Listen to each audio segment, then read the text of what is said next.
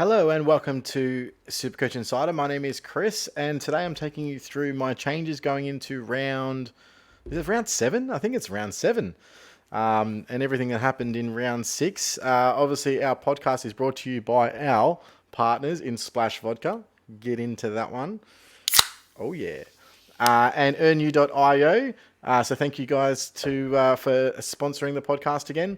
Now, I just want to get into some weird trades that I got into last week. A little bit about what happened. Strange week. We had some really poor scores. Rookies that let us down. Trades that kind of went to plan. Injuries that affected my team badly. And so I'll go through that. So pretty much before we recorded last week, we put out content that was basically null and void before the round even started. And a lot of that is because some key injuries.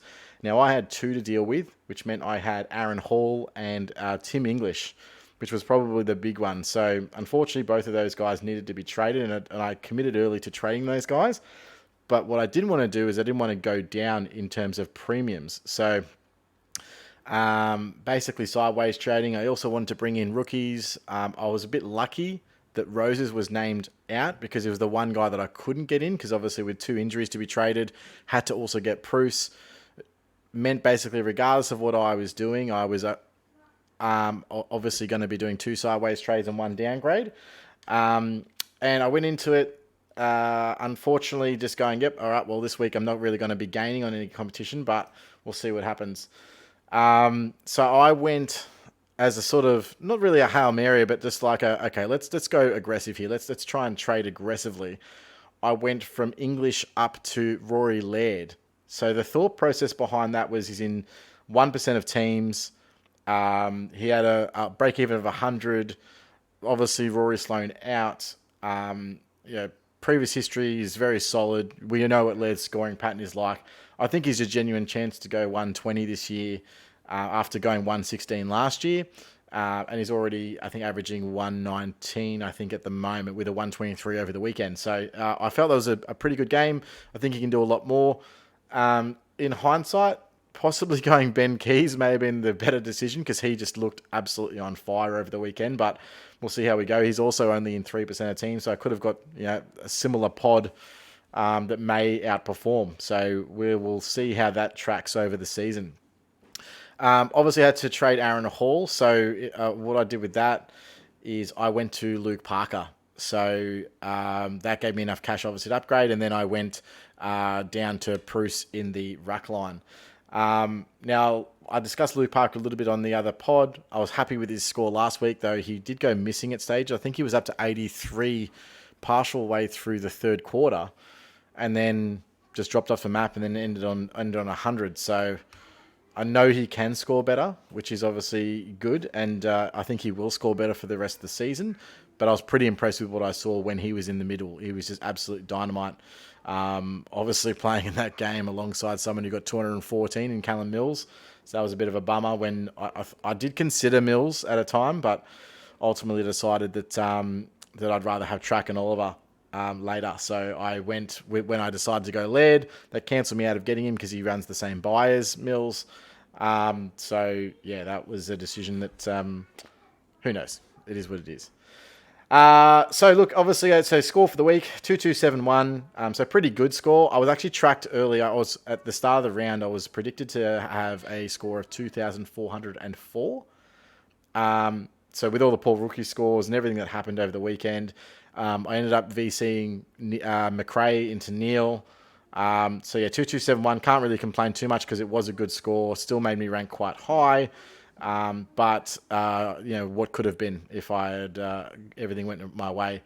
That did put me back up in the rankings back into the top 1,000. So I'm now ranked 982 and looking at how we're going to run at home. So I'm pretty stoked with my overall team.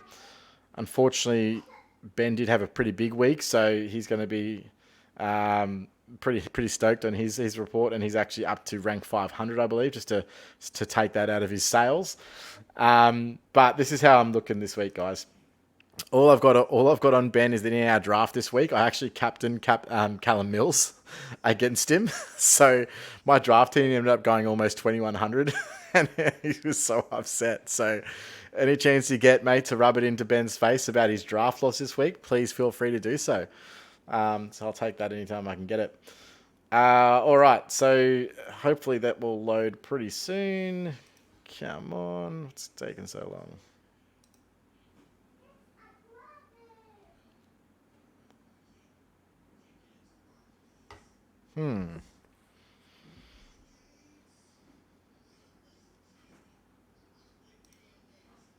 Does the internet seem to go down? Let's have a look. Or is it the website itself? No, it looks like it's still the AFL website seems to be down, guys. Let's have a look if it lets me go back to home here. Try and reload the page. Sorry, guys. Classic SuperCoach. I'm sure you guys have all experienced this yourselves. There we go. Now we're back. Oh, good. And maybe not.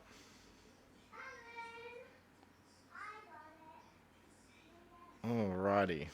Don't know what's happening here, guys, but hopefully it will come back in a second and we'll be able to talk you through the team. Processing request. I don't even know what that means. Alright, here we go. Sorry about that. That was a long layoff. Hopefully that was skipped by an ad. Alright. Oh, yes, thank you. Yeah, run 3 out of 3. Classic. Alright. Alright, so this is how my team is looking post-trades, and I'll show you how I'm going to get there, and I'm going to talk you through the changes, alright? So the first things first, guys, a lot's changed this week. So I went into the week saying to myself, I have to get Oliver, I have to get Oliver, I have to get Oliver. That's what I wanted. I was looking at that from the start. And then, of course, Jackson and a few other key Demons guys, I think it's Cozzy Pickett and Tom Sparrow, all go down with COVID. And so for a little bit there's a bit of conjecture over whether Oliver was part of that, but apparently he's not, which is great news. But it does mean that Gawn is now going into this week without Jackson as his offsider, which is possibly the best thing that could happen to someone like Max Gawn, especially on a week where he's got a ruck opponent like Max Lynch. So he's tipped to go big, and he's going to hurt a lot of people. Now, unfortunately, I'm still not going to get him. Now, I can afford Max Gawn if I decide to offload Matt Rao, which was my original trade. So originally I was going to get rid of Matt Rao. I was also going to get rid of Rochelle, and I was going to get rid of Jackson Hayes. And that was going to give me enough to get an Uber Premium and getting the 2 rookies for this week, which is Sam Hayes and Matt Roses. Sorry. So that was the original plan. Now, there's also been news that Tristan Cherry may either be dropped or they might be trying a 3-ruck system with CCJ coming back, which is bad news either way you look at it. So either he plays and he gets a poor score. Now, he does have a break-even of 30, so he'll probably still make money regardless. Plays and gets a poor score, gets dropped, and then we've got to wait for him for a week.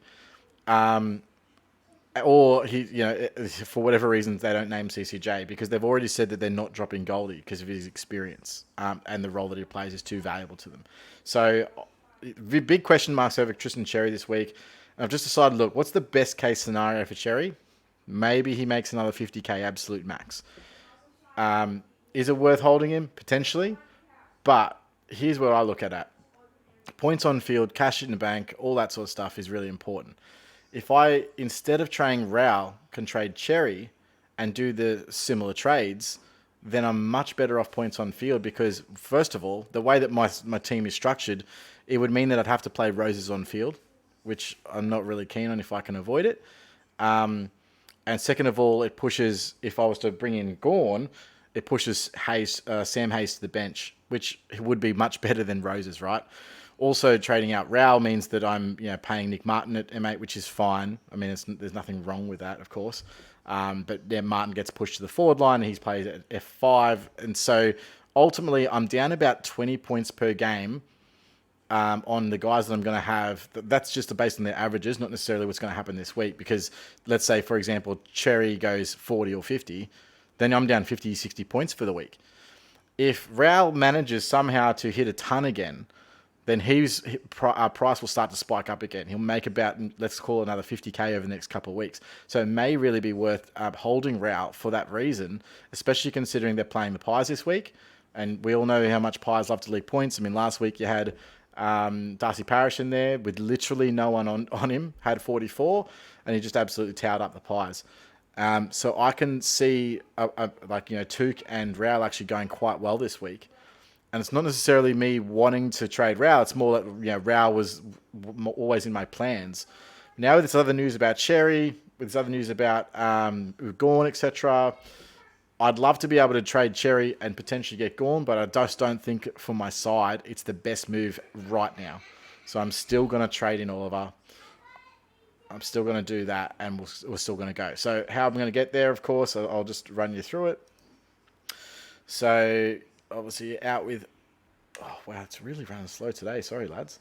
Obviously out with Cherry. And then we're going to get out Rochelle as well. So those are the 3 trades. Obviously, I'm going to move Nick Martin back into the forward line. I'm going to bring in the ruckman, of course, and Oliver. So I'm going to bring in Oliver, which means... What does that mean? Hugh Dixon. Going to move him up here. Alrighty. So we're going to get in... First and foremost, we're going to get in Roses. Bang. We're going to get in Bruce. Not Bruce. Who's the ruck? Hayes. There we go. Sam Hayes. And we're going to get in Clayton Oliver. Now, I'm actually if I was to do this and try and get Gorn, I'm actually 4K short. So the only way that I can get Gorn and do this is by trading Rao. So I just don't think right now that's the right thing to do. So putting that through like that. Wow, this website is really, really suffering today. All right, and so what that does is puts Rao at M8, which is obviously ideal. We've got Nick Martin at F6, again ideal. Backline's stagnant as it is. Obviously, McCartan I'll have to hold for a week, which is fine. Unfortunately, with no backline rookies, it looks like I'll be trying to, as much as I possibly can, to put money on top of McCartan to trade him up next week. So that's my goal. I want to try and get McCartan to a round 13 defender. I'm looking heavily at Bailey Dale at this point. I think that he's the one I want, but we will see how we go. But that gets Roses off my field. Hugh Dixon should come back hopefully this week, and he'll play and get that extra spike in cash he needs. But I have arguably the best starting team that I've had all season and going into the round well. Now looking into my vice-captain and captain, I'm going to be going Cripps into McRae. And that's a bit of a hedge bet. So that's hoping, for whatever reason, that Max Gawn decides to not show up. Because I know he'll be a lot of VCs this week, and McRae will likely be the backup captain. So Cripps allows me that I've got a free stab at Patrick Cripps this week. Hopefully he goes 150 plus. But Carlton are obviously playing North, and he's got the opportunity to absolutely tear him a new one. So that's my hedge this week. Hope you like the team, guys. Hope you like where it's going, and I'll catch you soon. Catch you, bye.